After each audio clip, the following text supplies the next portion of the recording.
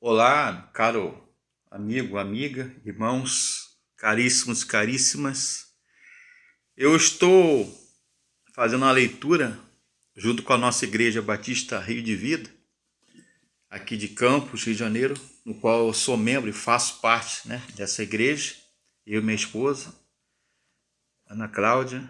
Nós estamos aqui fazendo uma leitura bíblica anual e eu comentando, fazendo artigos de teologia, como eu tenho feito sempre, estudando a Bíblia, de um modo acadêmico, sistemático. Mas geralmente, quando dá para eu estudar e ler, quando eu tenho tempo, eu faço de duas maneiras. Ou eu leio de um modo direto, sistemático e corrido a Bíblia toda, de Gênesis a Apocalipse, leitura anual da Bíblia, a leitura anual da Bíblia. Geralmente uma das Bíblias que eu mais estudo, e já preguei, faço estudo, e dirigi célula, pequenos grupos familiares, grupos cristãos de estudo, roda de leitura da Bíblia, estudo da Bíblia. E quando eu prego, faço estudo e artigos de teologia, artigos e comentários da Bíblia, eu utilizo essa Bíblia aqui, a Bíblia de estudo Russell Shedd, ok? Da editora Vida Nova. Ou então a segunda maneira, faça uma leitura acadêmica, uma leitura teológica. Como assim? Eu faço a estrutura literária, a hermenêutica, a exegese do texto, uma leitura condensada, sistemática da Bíblia. Por exemplo, a estrutura de Números. Os primeiros capítulos, até o capítulo 10, a gente estuda, por exemplo, a preparação do povo que veio do cativeiro egípcio para entrar na terra prometida, Canaã, a terra que emana leite e mel. Aí já com Josué, filho de Num, Moisés já no finalzinho da sua vida e ministério, ele passa o cajado, digamos assim, o ministério para Josué. Josué atravessa ali, ele vai conquistar a cidade Ai, depois Jericó, derruba as muralhas junto com o povo, os sacerdotes e levitas, e a arca da aliança com o povo, adentra Jericó e começa ali a conquistar e tomar posse da terra prometida. Parte dela, ficou provado que o povo não tomou parte de toda a área que estava ali para tomar posse, como Deus prometeu aos patriarcas, aos anciãos, aos líderes do povo de Israel e ao próprio Moisés e Josué. Ficou uma parte ali que eles não conseguiram expulsar os inimigos. E do capítulo 10 até o capítulo 12 de Números, por exemplo, a gente começa a ler a Bíblia, do Monte Sinai ou Horebe a Cádiz ou Cádiz Barneia, o povo de Israel peregrina ali, 40 anos do deserto. E começa, já perguntei para ela duas vezes, ela falou, não está assistindo nada. De Cádiz a Moabe, eles lutam contra os moabitas. E ali, a nova geração de 20 anos de idade para cima, eles morrem no deserto. Deus havia avisado a Moisés por causa da desobediência, do pecado e rebeldia daqueles líderes, daquela parte do povo. Isso já em Números e Deuteronômio, que é a repetição da lei, do decálogo, dos preceitos e dos mandamentos do Senhor dado ao povo e a Moisés e Josué como líderes do povo. E de Moabe eles lutam contra os moabitas, os amonitas, os descendentes de Ló e suas filhas, Isso mostra uma coisa que a gente aprende quando lê a Bíblia, que o pecado e a desobediência ele traz consequências. ele traz consequência. Moisés, ele não tomou posse da terra prometida, ele viu lá do monte Pisga, do monte Nebo. De longe ele vistou a terra, lá de longe. Mas ele tinha desobedecido ao Senhor. Assim como muitos do povo desobedeceram e morreram no deserto. Já a nova geração de 20 anos, 25 anos de idade para baixo, eles é que tomaram posse com Josué. E já no capítulo 19 até o capítulo 22 ao 36 de Números, a gente começa a ler que eles vão para as campinas de Moabe e é um novo recomeço. Retoma a caminhada. E já no Deuteronômio, começa no capítulo 6, conhecido do povo de Deus e o povo judeu, como Shema. Ouve, ó Israel. Capítulo 6, versos 4 a 5, de Deuteronômio. Ouve, ó Israel, o Senhor nosso Deus é o único Senhor. Amarás, pois, ao Senhor teu Deus, de todo o teu coração, de toda a tua alma e de todas as tuas forças e entendimento. Porque Deus não divide a sua glória, o seu senhorio, o seu governo, a sua pessoa e santidade com nenhuma divindade do mundo antigo. A gente lê Derek Kidner, verdade? Antônio Neves de Mesquita, Ângelo Gagliardi e outros estudiosos da Bíblia,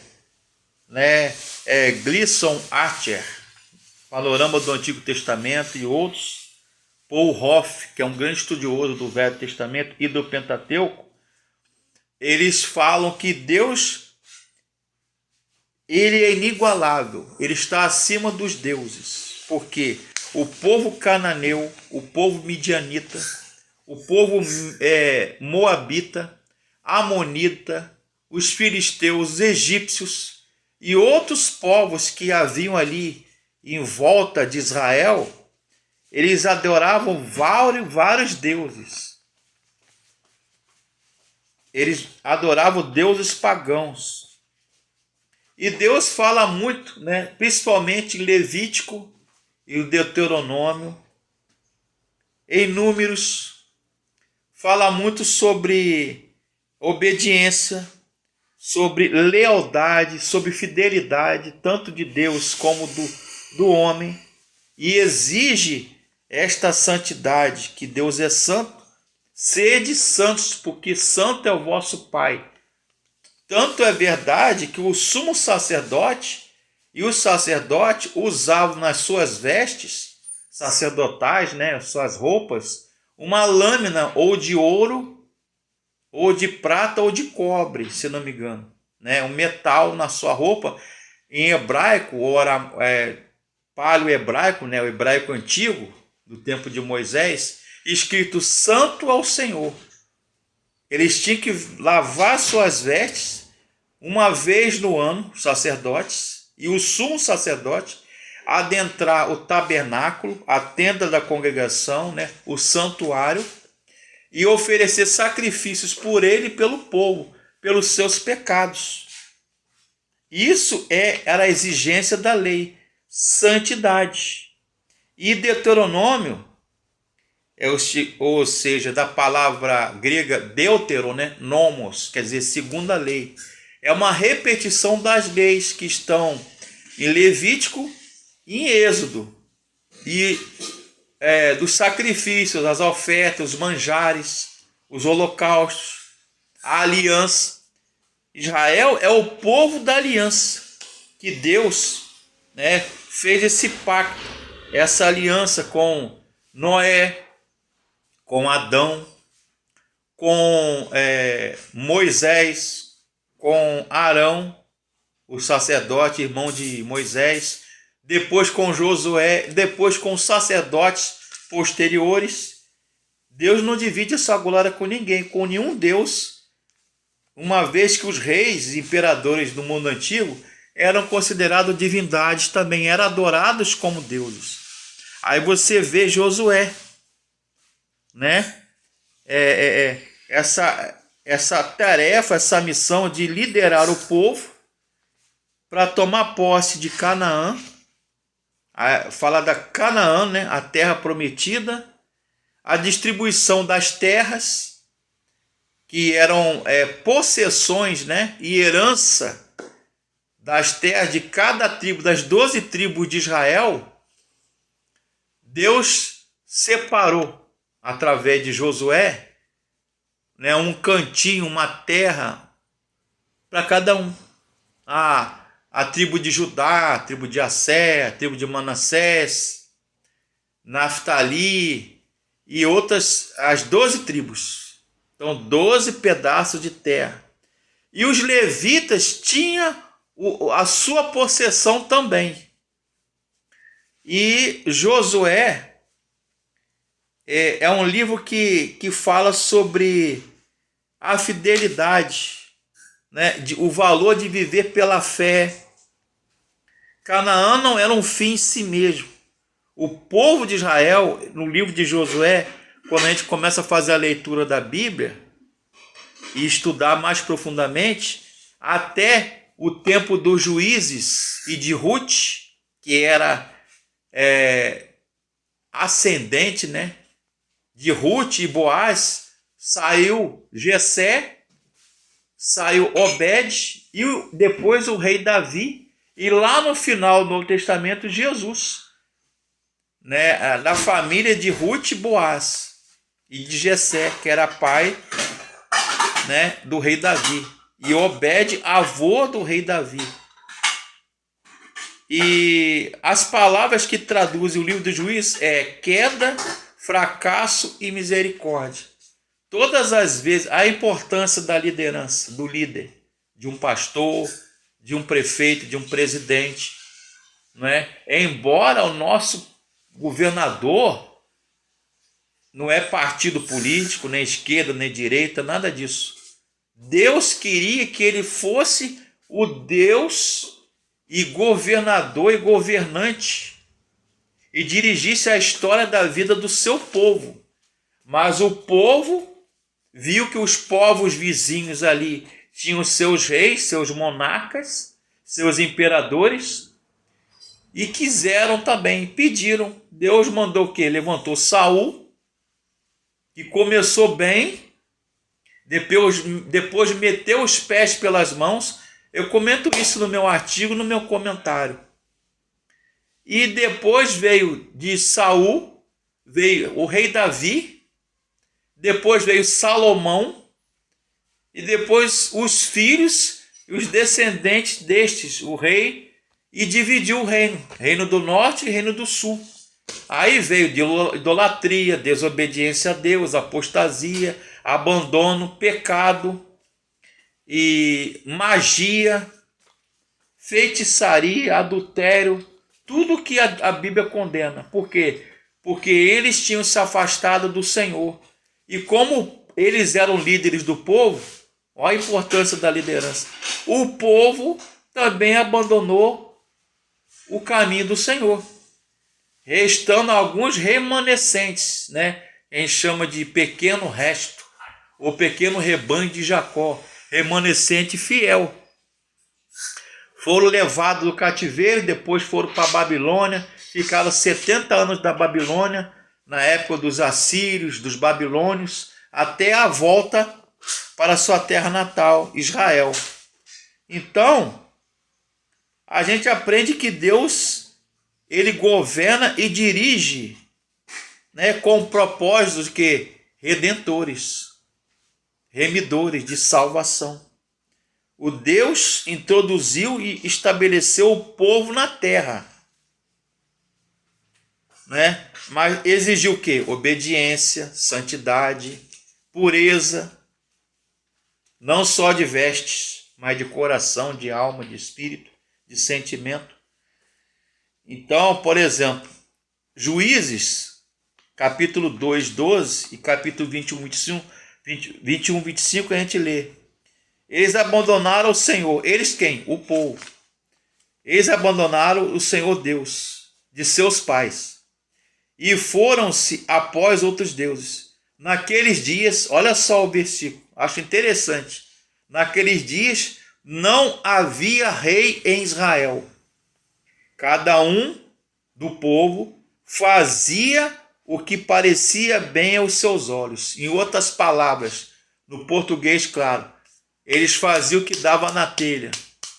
Cada um era dono do seu destino, da sua vida e do seu nariz. Só que eles se esqueceram que havia um Deus poderoso e santo no céu, que estava ali honrando e exigindo a observância da lei, da Torá, da Bíblia, da palavra de Deus, dos mandamentos e preceitos, e o cumprimento do pacto e da aliança que os antepassados hebreus e judeus fizeram, né? Com Abraão, com Adão, com Josué, com Moisés, com Jacó.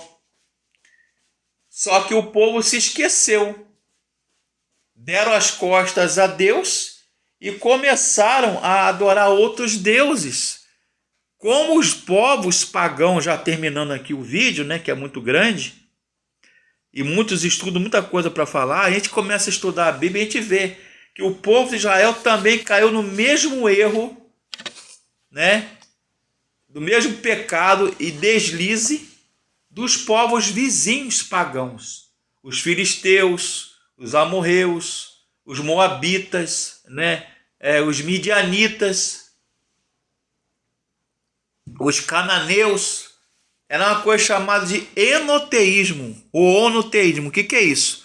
Havia um Deus único nacional, principal, como Baal, como Estar, né, Azerá, Tamuz, Dagon, né, Bel e outros deuses aí dos povos vizinhos, e adoravam outros deuses também do panteão, né? Eram politeístas, ou seja, o que é politeísmo? Adorava a crença que adora vários deuses, ou onoteísmo, enoteísmo. E Israel também estava caindo no mesmo erro. Eles adoravam Yahvé, Jeová, né? Yahvé, o Deus de Israel, o Eterno, mas também adoravam outros deuses e havia também altares, chamados de lugares altos. Havia ali nichos e altares pequenos dos bosques, né? Que eles adoravam. Como dizia minha avó, Dona Maria Antônia, acendia uma vela para o diabo e outra vela para Deus. Eles faziam isso. Eles adoravam Yahvé, Jeová, o Eterno, o Deus único, El, ou El, né? Se pronuncia El ou El Shaddai, El Hanan, né? O Deus Todo-Poderoso, mas adoravam outros deuses assim como os vizinhos, os povos e nações vizinhas pagãs. E aquilo era abominação ao Senhor, idolatria ou prostituição espiritual. Então, Deus não deixou esse pecado impune. Toda a vida deles, as festas solenes, como Páscoa, como tabernáculos, festa das cabanas, né? Sucote, a festa das tendas, Hanukkah, ou seja, a festa das luzes, né? Que é feita no mês de Quisleu, o calendário judaico, que corresponde ao nosso novembro e dezembro nosso.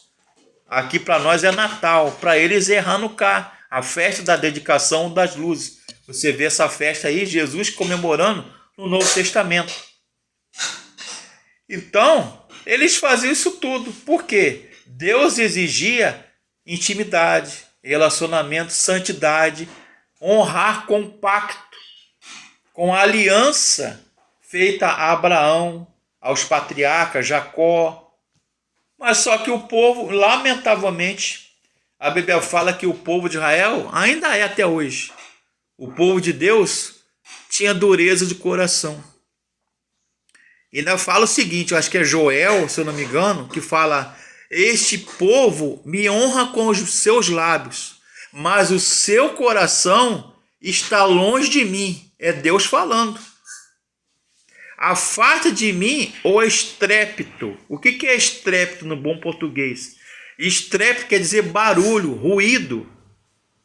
Afasta de mim o estrépito, o barulho dos seus cânticos, porque os carneiros, os bodes, os touros, né?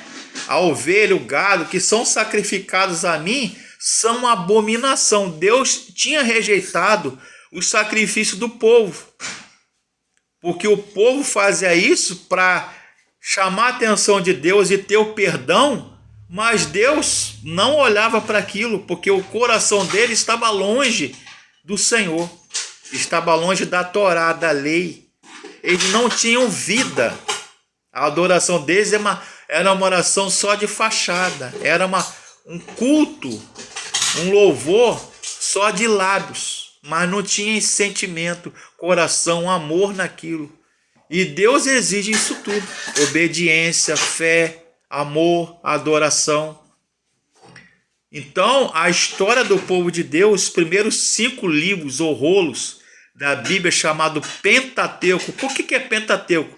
Penta vem de 5 livros, de Gênesis a Deuteronômio. Alguns estudiosos e críticos, teólogos, falam Hexateuco, 6, incluindo o livro de Josué.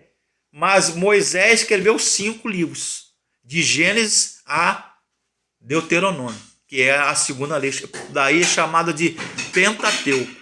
5 livros de Moisés. Ali você vê toda a instrução que Deus deu a Moisés. Depois Moisés morre e depois passa o ministério, ou seja, a preocupação, a seriedade e a responsabilidade de conduzir o povo, de liderar o povo, para Josué, filho de Num. E ele que conquista a terra de Canaã, né, a terra que emana leite e mel, a terra da promessa, e começa a dividir as tribos, as 12 tribos, a terra. Mesmo assim, o povo ainda continuou rebelde, pecando e adorando outros deuses. Foi até a monarquia, até o tempo dos juízes e dos reis, porque eles queriam dividir o amor, a adoração a Deus com outros deuses pagãos. E para isso Deus não tolera. Deus não aceita dividir a glória que é para ser dada a Ele com outros deuses pagãos, outras divindades e até demônios. Você vê no Velho Testamento, por exemplo, em Levítico e Deuteronômio, o povo de Israel adorando demônios e sacrificando a demônios, achando que estava fazendo certo. Hoje você ainda vê isso, infelizmente. Então, Deus é um Deus santo e exige de nós santidade. Ele quer obediência, amor e adoração exclusiva, e observância e cumprimento da sua palavra, e adoração única e exclusivamente a Ele, Deus. É isso que a gente aprende. Viver para Deus no Velho Testamento.